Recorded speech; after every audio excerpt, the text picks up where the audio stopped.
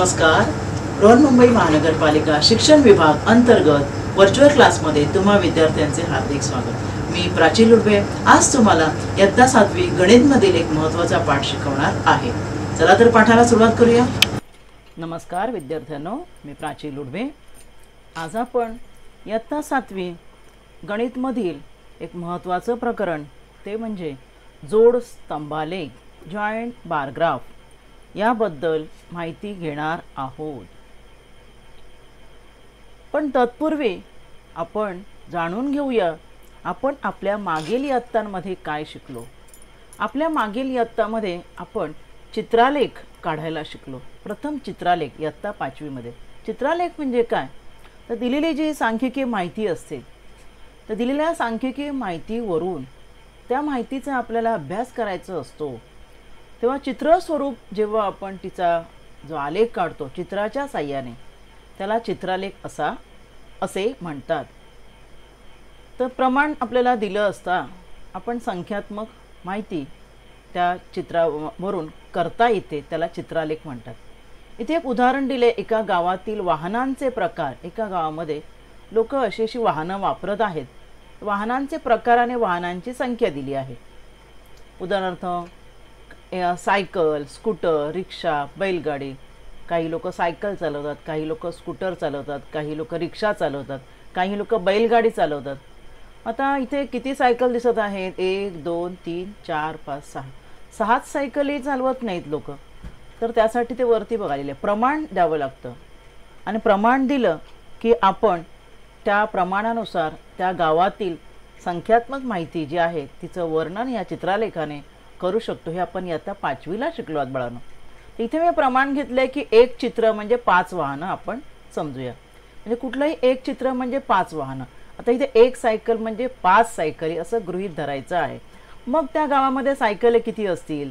इथे 1 2 3 4 5 6 दिसत आहेत. एक सायकल म्हणजे 5 म्हणजे 5 6 30. There are 30 bicycles in that village. Then how many scooters are there?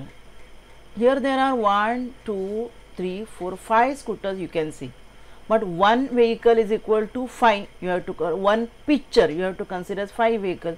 Therefore how many? 1 2 3 4 5. 5 into 5, 5 5 are 25 scooters are there in that village. And one auto is shown. One auto means only one auto is not there. One picture shows indicate 5 vehicles, means 5 autos are there in that village. And then bullock carts. Here 3 are shown. Most of people use bullock carts in the village for their daily purpose, transport and all. One image shows 5 vehicles. Therefore 1 2 3 3 5 are 15. म्हणजे इथे अशा प्रकारे ह्या गावामध्ये वाहनं आहेत. अशा प्रकारे चित्रालेख काढणं फार सोपं आहे. परंतु कोणत्याही सांकेतिक माहितीची चित्रालेखामध्ये रूपांतर करण्यासाठी ही अशी चित्र काढावी लागतात की जे आपलं कसं काम आहे चित्र काढण्याचं थोडंसं किचकट काम आहे ना. प्रत्येक गोष्टीचं आपल्याला चित्र काढणं शक्य होणार नाही. त्यामुळे त्याचंच रूपांतर आपण स्तंभालेखात करायचं आहे. स्तंभालेख म्हणजे काय? चित्रांच्या ऐवजी स्तंभ, उभे स्तंभ, उभा ब्लॉक तयार करायचा. काय तयार करायचा? उभा ब्लॉक. आणि त्याला म्हणतात स्तंभालेख. जाणून घेऊया आपण स्तंभालेखाबद्दल. त्यासाठी तुम्हाला प्रथम आलेख कागद म्हणजे माहीत पाहिजे. हा बघा या ठिकाणी हा हिरवा दिसत आहे. हा आलेख कागद तुम्हाला दिसत आहे. आलेख कागदामध्ये ठळक हिरव्या रेषा असतात. इथे या ठळक हिरव्या रेषा दिसत आहेत तुम्हाला. आणि या प्रत्येक 2 ठळक हिरव्या रेषामध्ये साधारण 1 सेंटीमीटर एवढं अंतर असते. एक एकक म्हणू आपण. आणि त्यामध्ये पुन्हा बारीक बारीक 10 रेषा केलेल्या असतात प्रत्येकामध्ये. त्याला आपल्या पट्टीच्या हिशोबाने पट्टीवर जसं 2 ह्या ठळक रेषामध्ये जे अंतर तेवढंच पट्टीमधलं अंतर 1 सेंटीमीटर आणि त्यामधील बारीक बारीक 10 रेषा त्या मिलीमीटर दाखवतात. Means 1 centimetre is equal to 10 millimetre. That it indicates. Okay. Now there this 2 lines can you see. ह्या 2 तुम्हाला रेषा ज्या दिसत आहेत यांना अक्ष म्हणतात. एक जी हॉरिझॉन्टल आहे, horizontal line is called as X axis and the other line which intersect the horizontal line at 90 degree is called a y axis. आलेख कागदावर जेव्हा आपल्याला स्तंभालेख काढायचा असतो तेव्हा प्रथम हे 2 अक्ष काढायचे असतात. एक्स अक्ष आणि वाय अक्ष. आणि ज्या ठिकाणी दोन्ही अक्ष छेदले आहेत that is called as point of origin.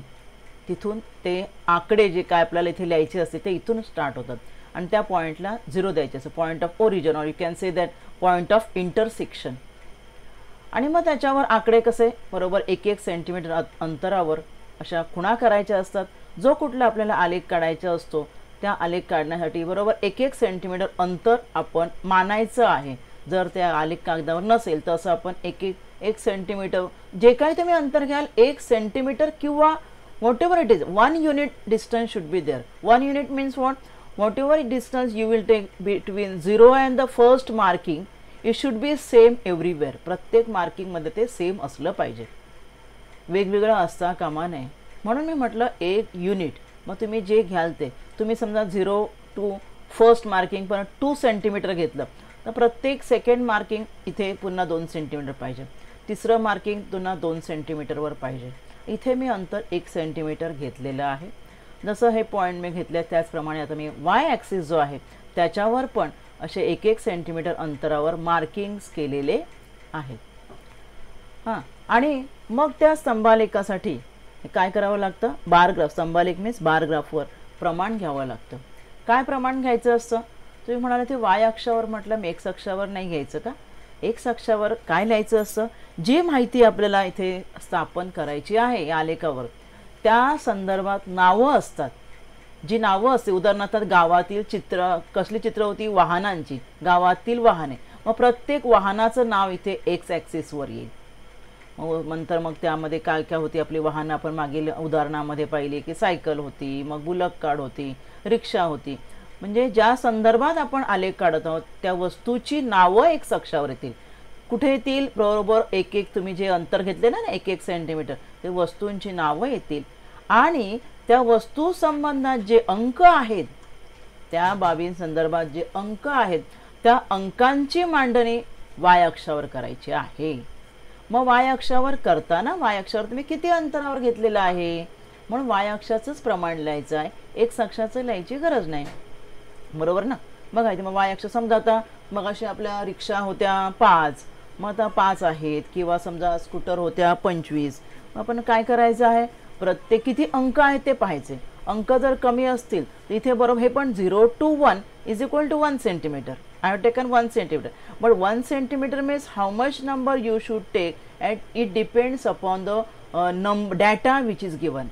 जी सामग्री, संख्या सामग्री दिलेली असते त्यावर अवलंबून असतं. दिलेलं आहे बघा, ज्या बाबीचा स्तंभालेख काढायचा आहे त्या बाबी म्हणजे तो घटक एक्स अक्षावर घ्यायचा आहे समान अंतरावर आणि त्या प्रत्येक बाबीशी निगडित जे संख्या ज्या आहेत ते तिच्या नावावर उभ्या स्तंभावर दाखवायच्या आहेत. आणि मग ते स्तंभ त्या आकड्यानुसार, फॉर एक्झाम्पल किती आहे समजा त्या ठिकाणी स्कूटर होत्या 30, मग समजा पहिला मी अंक समजा आपण काय करायचं आहे इथे एक्स वाय अक्षावर प्रमाण म्हणजे तेच प्रमाण म्हणतात की आपण समजा वाय अक्षावर 1 सेंटीमीटर म्हणजे आपण 10 घेतलं, समजा 10 व्हेइकल घेतले, ठीक आहे. मग किती? 10-1 10, 10-2 20, 10-3 30. त्या गावामध्ये स्कूटर समजा 30 आहेत. मग आपण हा असा स्तंभ काढायचा आहे उभा, हा बार काढायचा आहे, ब्लॉक काढायचा आहे, तो इथे 30 येतं आहे. त्यामुळे आपला पहिला बार गावामध्ये स्कूटर आहेत 30 इथपर्यंत येणार आहे. अशा प्रकारे आपल्याला स्तंभालेख काढायचा असतो. आणि मग इथे प्रमाण लिहायचं असते. ते 1 सेंटीमीटरवर आपण किती घेतलं तर 1 सेंटीमीटरवर आपण घेतलं समजा 10 वाहने, मग इथे 10 घ्यायचं किंवा 5 वाहने. अशा प्रकारे ही आहे आलेख कागद. आता आपण काही उदाहरणं पाहूया. हे बघा उदाहरण आपण आता येऊया आपल्या 6वीच्या इयत्तेकडे. 6वी इयत्तेमध्ये आपण अशा प्रकारे बारग्राफ काढायला शिकलो. इथे एक बारग्राफ इथे काढलेला आहे बघा. Wheat production in Argentina. अर्जेंटिनामध्ये गव्हाचं उत्पादन जे काढलेलं आहे एका शेतकऱ्याने काढले आहे. एक शेतकरी आहे, त्याने 4 वर्षात गव्हाचं उत्पादन काय काय काढलं, 2001 साली किती काढलं, 2002 साली किती काढलं, 2003 साली किती काढलं, 2004 साली किती काढलं, ते त्याचा हा बारग्राफ आहे. आता इथे मी बारग्राफ तुम्हाला ऑलरेडी काढून दिलेला आहे. बघा इथे एक्स अक्षावर काय घेतलेलं आहे बघा, इक्वल डिस्टन्स ठेवलं आहे बघा मी. इथे जेवढं डिस्टन्स आहे मग मी हा जो बार मला किती डिस्टन्सचा पाहिजे तो मी काढलेला, त्यापुढे पुन्हा 1 सेंटीमीटर ठेवलेला आहे. हा बार तुम्ही केवढा रुंद घ्यायचा तुमच्यावर डिपेंड आहे, परंतु प्रत्येकामध्ये जो गॅप आहे तो पहिला जेवढा गॅप आहे तेवढाच असला पाहिजे. On X axis I have shown years on equal distance and Y axis I have shown the amount of the width production, किती गव्हाचं उत्पादन काढलं आहे मिलियन टन्समध्ये. ठीक आहे. मग आता पहिलं त्याने एक्स व्यक्तीने 2001 साली त्याने इथे लिहिलं आहे बघा, मी प्रमाण लिहिलं आहे बघा, Y axis have taken 1 centimetre equal to 10 million tons. ठीक आहे. मग आता 2001 साली त्याने किती उत्पादन काढलेलं आहे, साधारण 30 आणि 40च्या मध्ये दिसतं, म्हणजे 35 मिलियन टन. मग 2002 साली त्याने किती काढलं आहे, तर 50 आणि 60च्या मधोमध नाही आहे, थोडं 50 आणि 60 आपण 55च्या थोडं खाली, आपण 53 म्हणूया, समजा 53 किंवा 54 मिलियन टन. नंतर त्याने 2003 साली काढलं आहे 75 मिलियन टन. 2004 साली त्याने घेतलेलं आहे 65 मिलियन टन. म्हणजे हा त्या एक्स व्यक्तीने आपल्या शेतात गव्हाचं उत्पादन ह्या 4 वर्षे किती घेतलं हे आपल्याला ह्या ग्राफवरून क्लिअर दिसत आहे. हेही आपल्याला कळत आहे की 2003 साली त्याने जास्त प्रोडक्शन काढलेलं आहे. Now this is about 1 person. हे एका व्यक्तीचं बायोग्राफमध्ये मला पिक्चर दिसत आहे की त्याने किती गव्हाचं उत्पादन काढलं. पण समजा असे 2 व्यक्ती आहेत, दोघंजण शेतकरी आहेत गावामध्ये, आणि दोघांनी किती, कोणी जास्त काढलं कोणी कमी काढलं, सो मला कम्पेअर करायचं असेल, if I want to compare how much production of wheat 2 person has taken in this 4 years, then I cannot compare by just observing their graphs. नुसते त्यांचे ग्राफ बघून मला नाही कळत आहे. अजयचं इथे 2 व्यक्ती, इथे अजय आणि विजय आहे. अजयने त्याच्या शेतामध्ये गव्हाचं उत्पादन काढले 11, 12, 13, 14, 4 वर्षी. तसंच विजयने पण काढले. अजयने इथे सुद्धा बघा, इथे 1 सेंटीमीटरवर 10 क्विंटल घेतलेलं आहे, वाय अक्षावर प्रमाण 1 सेंटीमीटरवर मी 10 का लिहिलं, 10 बरोबर 10 क्विंटल. मग 2 सेंटीमीटर 20 क्विंटल. मग 2011 साली त्याने 40 क्विंटल घेतलं आहे. 2012ला त्याने 50 क्विंटल घेतलं आहे. 2013ला पुन्हा 40 क्विंटल आणि 2014ला मला वाटतं इथे 40 आणि 50च्या मध्ये आहे, 45 असेल. आता विजयने पण तसंच घेतलं बघा, 2011ला 40 क्विंटल, परत 2012ला त्याने 50च्या वर 55 दिसतंय, ह्याने 50 घेतलं. 2013ला ह्याने कमी घेतलेलं दिसतंय, 30 दिसतंय, आणि ह्याने 40 घेतलं होतं. 2014ला ह्याने घेतलंय 40 आणि ह्याने घेतलंय 40च्या थोडंफार वर दिसतंय. मग सांगा बरं कोणी उत्पादन जास्त घेतलं आहे. You cannot give answer by just looking this 2 graphs. Then what you have to do for that, we have to combine both the graphs in such a way that it will take less space, म्हणजे कमी जागेत दोन्ही माहिती एकत्र होतील आणि दोघांचं compare करायला, दोघांच्या उत्पादनाची तुलना करणं सुद्धा आपल्याला सोपं जाईल. अशा प्रकारच्या आलेखाला म्हणतात जोड स्तंभालेख, joint bar graph. Joint bar graph means what, bar graph in which both the graph, 2 किंवा 2 पेक्षा जास्त, पण आपण इथे 2चीच माहिती घेणार. Both the graphs we can take in a single graph where both more information can be collected together in less space, and we can compare also 2 different informations. It will be easier to compare 2 different information, and such a graph is called as joint bar graph.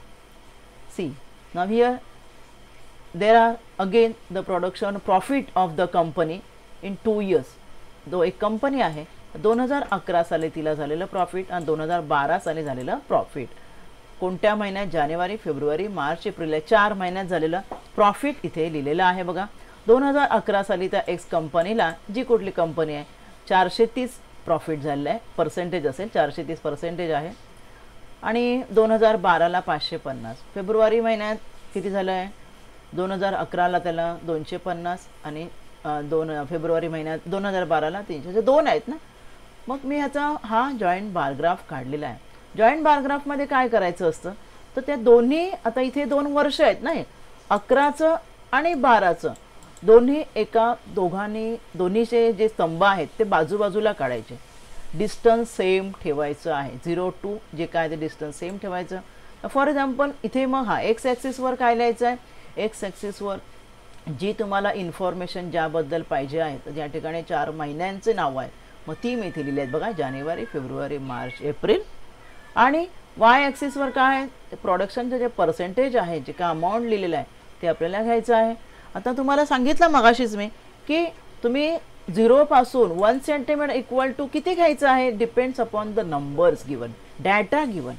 Now here data is in the form of hundreds, 500, 400 and all.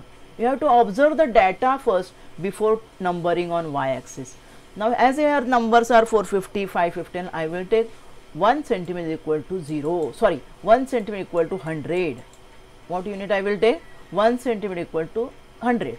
Then 2 will be 200, 300 and so on. किती numbers लिहायचे? आपला data कुठपर्यंत आहे तेवढे. ते 550 आहे. Last मोठा आकडा बघायचा, त्यामुळे मी 600 घेतलेलं आहे. मग 2011 वर्षाचा आहे, त्याला ब्ल्यू कलर दिला आहे. 2012ला थोडा लाईट ब्ल्यू कलर दिला आहे. हां, मग 2011ला 430 आहे. मग इथे 100, 200, 300, 400, 400च्या पुढे थोडंसं आहे बघा, 430. त्यानंतर मग 2012ला वेगळा कलर दिला आहे. मग किती आहे? 2012ला 550 आहे प्रोडक्शन. मग ते त्याच्याच बाजूला तेवढाच ब्लॉक, तेवढ्या साईजचा ब्लॉकची जी रुंदी जी असते ही ती कमी करायची नाही आणि लांबी वाढणारच तुमची, बरोबर ना? कारण लांबीच काय दाखवते? Length shows the data, but weight जी आहे ती सेम राहिली पाहिजे, रुंदी सेम राहिली पाहिजे. मग 550 आहे म्हणून 600 आणि 500च्या मध्ये बरोबर इथे मी याची लेंथ स्टॉप केलेली आहे. मग फेब्रुवारी महिन्यात पुन्हा दोघांचं 250, 200 आणि 300च्या मध्ये पहिला 2011वाला, आणि 350वाला जो आहे तो 300 आणि 400च्या मध्ये. This way in only in one graph you can compare whatever the data is of both the person और both the year, whatever it is, and this is called as joint bar graph. मग तेच जे मगाशी आपण अजय आणि विजयचं जे पाहिलं ते आपण दोन्ही एकत्र केलं पहा. या ठिकाणी 2 मी कलर दिले, दोघांचं 11, 12, 13, 14ला अजयचं आणि विजयचं. अजयला ब्ल्यू कलर दिला आणि विजयचा ब्लॉक मी जो आहे तो तसाच ठेवलेला आहे. मग 2011ला दोघांनी सारखं काढलं नाही का, 40-40 क्विंटल. आणि 2012ला अजयने कमी काढलंय, विजयने जास्त काढलंय.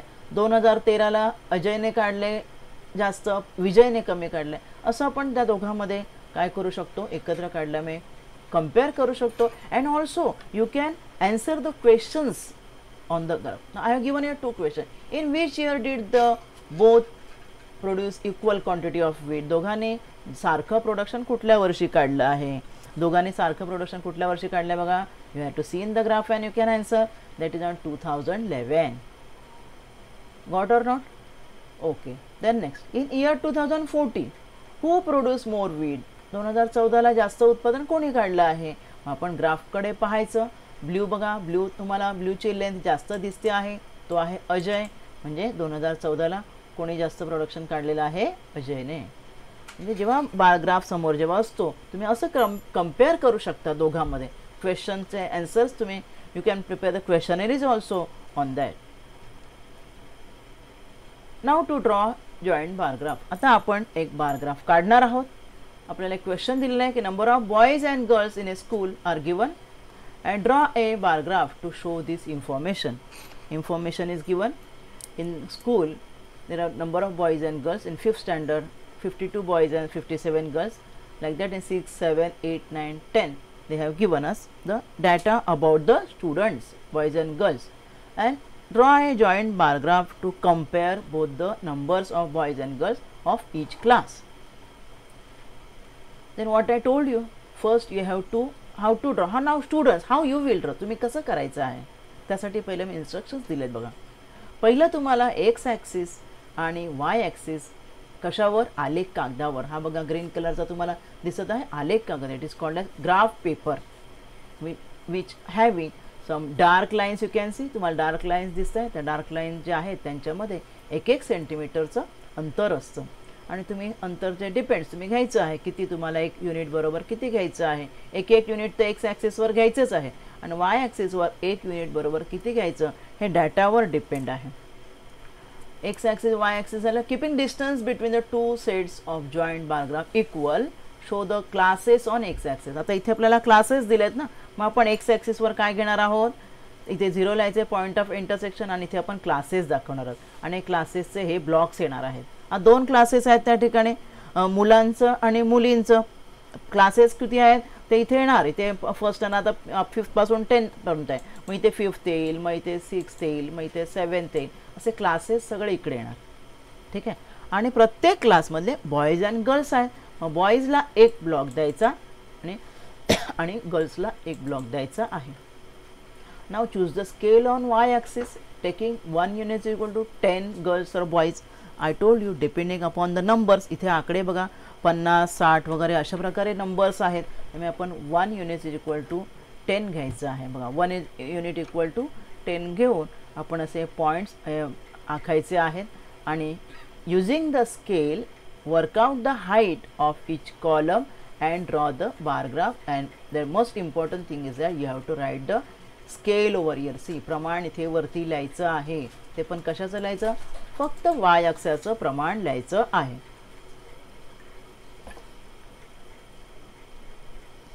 On y axis here in this example I am going to write number of students and x axis the classes. Now we'll see how to draw.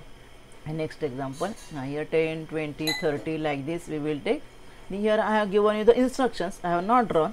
Now we will draw the graph in this page. Same example I have written. First I will write x axis, y axis, then I will write here what I have taken the प्रमाण म्हणजे आपण काय म्हणतो scale किती घेतलेला आहे. Scale मी घेतला आहे 1 cm equal to 10 students. Therefore yellow color I will give for boys and for girls I have given maroon color. इथे बघा 5वी 6वी 7वी 8वी 9वी 10वी मी लिहिलेलं आहे. आता आपण पाहूया. आता आपल्याला ब्लॉक्स तयार करायचे आहेत बरोबर. बॉईज 52 आहेत 5th मध्ये. मग आपल्याला इथे नंबर्स पहिले आपण नंबर्स टाकूया 10, 20, 30, 40, 50, 60, 70 आणि 80 पुढे इफ रिक्वायर्ड. तर बॉईज आता 5th स्टँडर्डसाठी बॉईज 52 आहेत. मग 52 बघा इथे मी 52 केलेलं आहे. कॅन यू सी हियर 50च्या वरती 2 पॉईंट पर्यंत मी ग्राफ काढलेला आहे. हा बार ग्राफ काढलेला आहे सिंगल काढला. आणि गर्ल्स किती आहेत 5th मध्ये 57 आहेत. मग 57 म्हणजे इथे मध्ये 55 आणि त्याच्यावर थोडासा माझा ग्राफ इथपर्यंत जाईल. हा पहा बघितलं. हा झाला जॉईंट बार ग्राफ माझा. कोणासाठी झाला हा स्टँडर्ड 5th साठी. तर स्टँडर्ड 6 पाहूया. 6 साठी 68 आहेत म्हणजे 60च्या वरती. आणि आता बघा हां मोस्ट इम्पॉर्टंट आहे डिस्टन्स. इथे 1 सेंटीमीटर मी ठेवला आहे. त्यामुळे पुढे सुद्धा 6 स्टँडर्डचा काढण्यापूर्वी हा जो गॅप आहे तो बरोबर तेवढाच ठेवायचा आहे. आणि प्रत्येक ह्याची विड्थ जी आहे रुंदी जी आहे ती सारखी असली पाहिजे. हा 6चं 68 आहेत बघा 70च्या खाली आहे बघा. आणि गर्ल्स आहे 6 मध्ये 63 आहेत म्हणजे 60 आणि थोडं वरती 63. This is the joint bar of 6 standard. Similarly for 7th standard I have kept the distance of 1 centimeter here. 7th standard साठी 67 आहेत बघा. 60 above 5, little bit above 65, 67 and now little bit below 65 that is 64. हे 7th standard झालं. आता 8th standard बघा 1 centimeter gap ठेवून 8th standard 50 आहेत बरोबर स्टुडंट. पण 50 म्हणजे इथे मी थांबले बघा. आणि गर्ल्स आहेत 48 8th मध्ये म्हणजे मी याच्या खाली आले बघा 50च्या खाली आलो आपण. हे झालं 8th स्टँडर्ड. आपण नाव 9th स्टँडर्ड 62 म्हणजे 60च्या वर. आणि 9th स्टँडर्डची मुली पण तेवढ्याच आहे 62. 10th standard 60 boys and girls are 64. Thus this is a bar graph of the class of the school students of the school from 5th to 10th standard. One more example we'll see. I have given an example. Robin आणि गौतम हे क्रिकेटचे 4 match खेळलेले आहेत 4 सामने खेळलेले आहेत आणि त्यांनी काढलेल्या धावा. रॉबिन आणि गौतम यांनी 4 मॅचमध्ये प्रत्येक मॅचमध्ये किती धावा त्यांनी काढल्या आहेत त्याचं इथे तुम्हाला डाटा दिलेला आहे. And you have to draw the joint bar graph. पहिली प्रोसिजर कुठल्याही ग्राफसाठी तुमची सेम पाहिजे. आता इथे धावा आहेत. धावा असल्यामुळे धावा म्हणजे रन्स. मग तुम्हाला मी सांगितलं आकडे बघायचे. आकडे कसे आहेत बघा. Numbers are in multiple of 10. Therefore I have taken on y-axis 1 cm equal to 10 runs. धावा म्हणजे 10 रन्स. मग आपण इथे आकडे लिहूया. 2 कलर दिले बघा मी. रॉबिनसाठी 1 कलर घेतला आणि गौतमसाठी 1 कलर घेतला. हे नंबरिंग जे आहेत एक्स ॲक्सिसवर मग असे आपण स्टँडर्ड लिहिले. आता हे मॅच आहेत ना 4 मॅच त्यामुळे 4 1 2 3 4 आकडे. This numbers you can write afterward also after drawing bar graph बरोबर मधोमध येईल अशा प्रकारे तुम्ही लिहू शकता. आता इथे वाय ॲक्सिसवर मी नंबरिंग करते. वाय ॲक्सिसवरची नंबरिंग इम्पॉर्टंट आहे. वाय ॲक्सिसवर नंबरिंग लिहायचं आहे आणि इथे तुम्ही काय लिहिलं आहे घेतलं आहे ते पण लिहायचं आहे. इथे आपण काय घेतलं आहे हे आपण सामने घेतलेले आहेत बरोबर ना. सामने जे काय खाली लिहायचं सामने,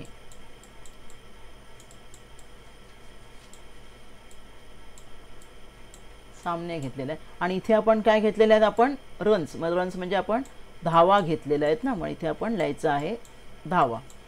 बरोबर, ठीक आहे. मग आता पहिलं रॉबिनचे किती आहे, 60 आहेत पहिल्या मॅचमध्ये, त्या आणि गौतमचे आहेत 55, 60 आणि 50च्या मध्ये.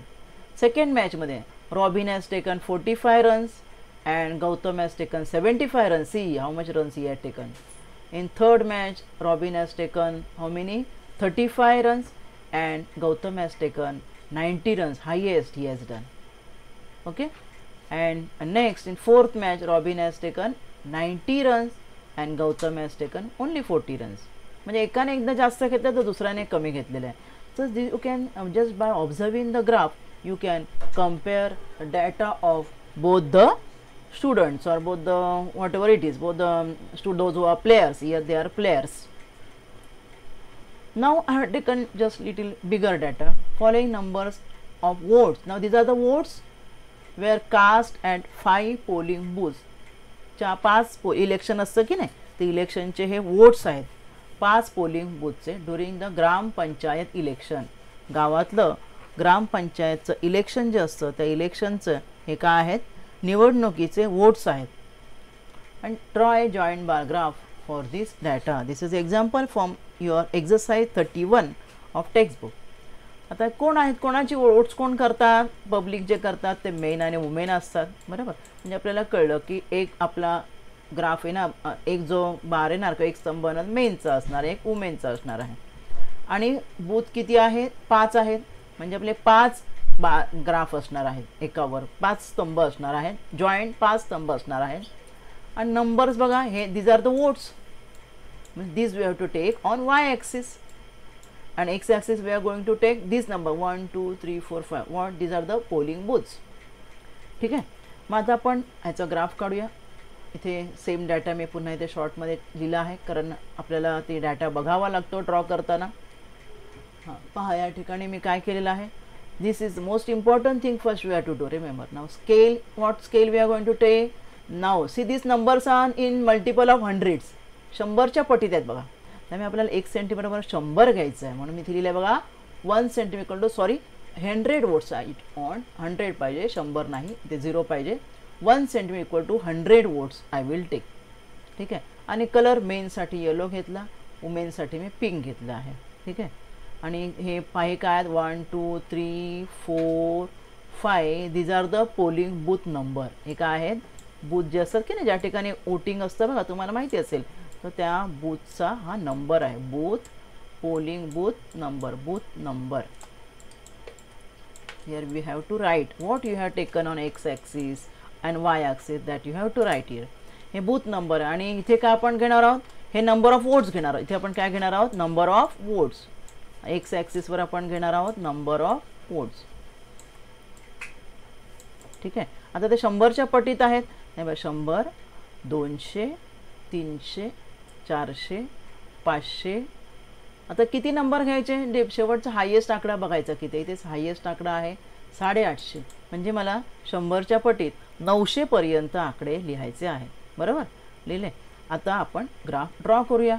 पहिलं पोलिंग बूथ नंबर 1, इथे मेन किती आहेत, म्हणजे पुरुष मतदार किती होते ज्याने वोटिंग केलं, 200. मग किती, 200 बघा. बरोबर. आणि त्याच बूथवर महिला किती आहेत, वुमेन आहेत 700. मग मी 700 पर्यंत ड्रॉ करणार. हा जरा पहिला जॉईंट ग्राफ कोणाचा, पहिल्या बूथचा. आता दुसऱ्या बूथकडे आपण जाऊया. दुसऱ्या बूथला मेन 270 आहेत, म्हणजे 250च्या वर आहे बघा. आणि वुमेन आहे 240, म्हणजे 250च्या थोडं मी खाली घेतलं आहे. तिसरं बूथ आहे 560. दुसऱ्या बूथला मेन आहेत 560, म्हणजे 50च्या एक घरवरती 550च्या वर. आणि वुमेन आहेत 340 बघा, 340. नंतर नंबर 4 मेन आहेत 820, तर मी 800च्या वरती घेतले बघा 2 घरं. आणि वुमेन आहे 640, म्हणजे 600 आणि 600 650च्या खाली एक घर. आणि 5व्या बूथला सर्वात जास्त 850, 800 आणि 900च्या मध्ये बघा, 750 वर आपण थांबलेलो आहोत. आणि वुमेन कमी, महिला कमी, कमी महिलांनी वोट केलं 470, 500पेक्षा कमी. मग this is the bar graph of the voters, how many voting on these 5 booths public have done, how many men and how many women they have voted, you can see on this bar graph. अशा प्रकारे बार ग्राफने आपण कमी जागेत जास्त माहिती एकत्र करू शकतो आणि आपण कंपेअर सुद्धा करू शकतो. Now this is one of the example I have given to you and you have to do students at home. तुम्ही हे करायचं आहे. एक्झाम्पल जेव्हा तुम्ही हा व्हिडिओ पाहाल त्या व्हिडिओमध्ये हे एक्झाम्पल तुमच्या एक्झरसाइजमधलंच आहे. तुम्ही हा जॉईंट बार ग्राफ काढायचा आहे. काय दिलेलं आहे बघा example. Table below shows the number of people who had different juices at a juice bar on a Saturday and Sunday. Draw a joint bar graph for this data. हा data कसला दिला आहे. लोकांनी सॅटर्डे संडे फिरायला गेल्यावर कुठले कुठले juice घेतले आहे. स्वीट लाईम, ऑरेंज, ॲपल की पायनॅपल फ्रूट ज्युसेस कुठले घेतलेले आहेत त्यांचा डाटा दिलेला आहे. सॅटर्डेला स्वीट लाईम 43 जणांनी घेतला आहे, ऑरेंज 30, ॲपल 56, पायनॅपल 40. संडेला पण तसंच डाटा आहे. ह्याचा तुम्ही जॉईंट ग्राफ मुलांनो तुमच्या वहीवर काढायचा आहे as a practice so that you will get the idea how to draw the joint bar graph. Students, you should remember these things while drawing your bar graph. In a joint bar graph, the width of all the columns should be equal. I told you, width म्हणजे रुंदी कशी पाहिजे, सारखी पाहिजे. ग्राफमधले लांबी तुमची change होणारच आहे, लेंथ चेंज होणारच आहे, पण रुंदी प्रत्येकात एक छोटासा स्तंभ, एक स्तंभ पातळ आहे, एक स्तंभ जाडा आहे असं नसता कामा नये. दुसरं, distance between any two consecutive sets of joint bar should be equal. दोन तुम्ही जे जॉईंट करणार आहात त्यातलं डिस्टन्स जे आहे ते पण समान पाहिजे. And the third point is that a joint bar graph is use for comparative study. We have told while studying that we can compare the data with the help of joint bar graph. So students, today we will stop here in this session. Thank you. आज आपण या भागात इथेच थांबूया. माझा video आवडला असेल तर लाईक करा, शेअर करा आणि असे अनेक एज्युकेशनल व्हिडिओ पाहण्यासाठी MCGM व्हर्च्युअलच्या चॅनेलला सबस्क्राईब करा. धन्यवाद.